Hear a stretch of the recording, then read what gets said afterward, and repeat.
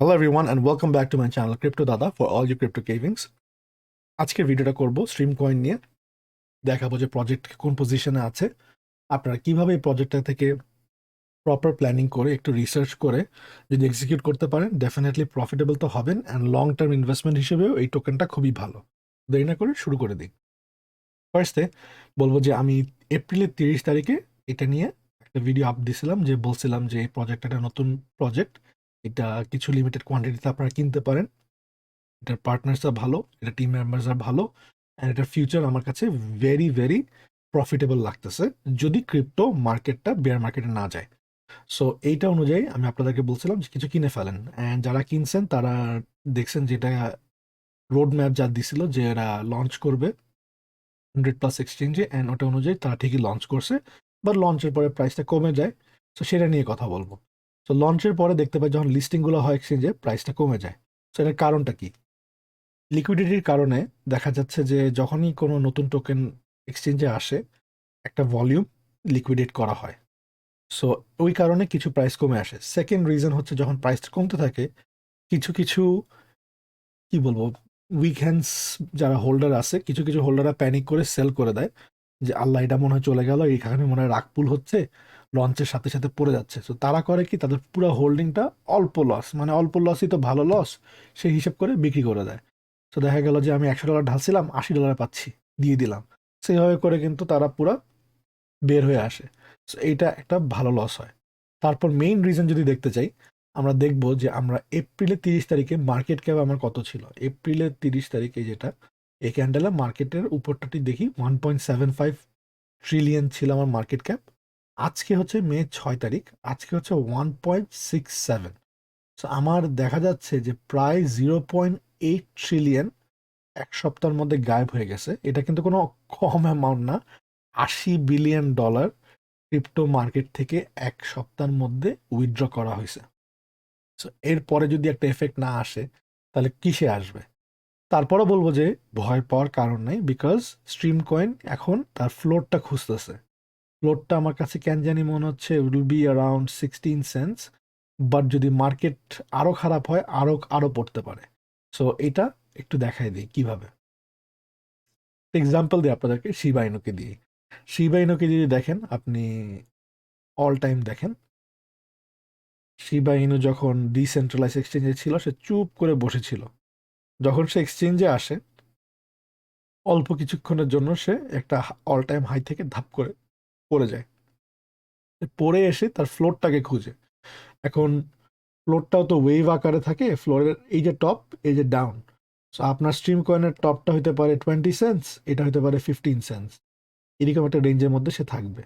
So সেরকমই সে ফ্লোরটা খুঁজে পাবে। আপনি ফ্লোরের মধ্যে কিছু কিনে আপনি ভালো রকম প্রফিট করতে পারবেন, অ্যান্ড এটাকে ডিসিএ স্ট্র্যাটেজি বলে। সো আপনার প্রাইস অনেক কমে আসবে, বাইং প্রাইস অ্যাভারেজ। সো তারপর যখন এই পাম্পটা হবে, পাম্পের পরে দেখবেন যে সে তখন এই যে এন্ট্রিটাকে সেটাকে তার বেস বানায় ফেলে, ফ্লোর বানায় ফেলে, অ্যান্ড দেন সেইখান থেকে সে আবার একটা পাম্প করে। যখন এই পাম্পে যাবে দ্যাট টাইম আপনি কিছু কিছু এই পজিশনে কিছু বেচলেন, এই পজিশনে কিছু বেচলেন, আবার এই পজিশনে কিছু বেচলেন, করে করে ধরেন আপনার 75% আপনি বিক্রি করে দিলেন, আপনি একটা ভালো প্রফিটে থাকবেন। অ্যান্ড দেন রেস্ট 25% আপনি হডল করতে পারবেন till what ever time it takes for the project to go big. Again প্রজেক্টটা ততক্ষণই ভ্যালিড যতক্ষণ আমাদের মার্কেট বেয়ার মার্কেটে না যাবে। বেয়ার মার্কেটে ফুল চলে গেলে অল কয়েন যেগুলো থাকে ম্যাক্সিমাম অল কয়েন গায়েব হয়ে যাবে, কোনো অস্তিত্বই খুঁজে পাবেন না। আচ্ছা, এটা গেল আমার রিসার্চ অ্যান্ড প্ল্যানিং।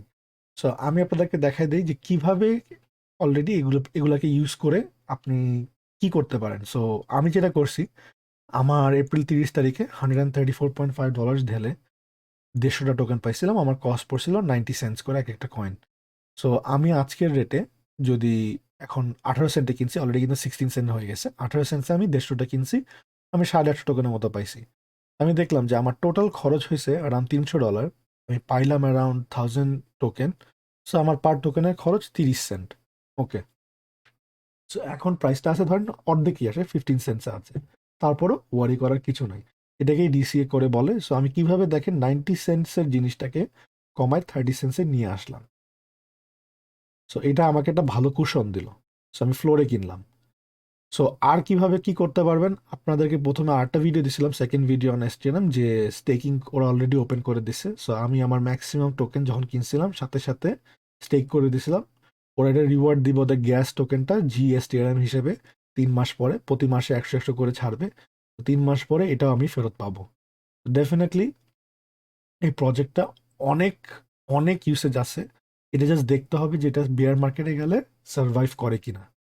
আচ্ছা, এখন বেয়ার মার্কেট নিয়ে একটু কথা বলি। বেয়ার মার্কেটের ইন্ডিকেশন কিন্তু আমি অলরেডি পেয়ে যাচ্ছি। আমি আমার গোসেন্ট চ্যানেল ইউজ করি অনেক সময়, এই যে এটা দেখতে পাচ্ছি।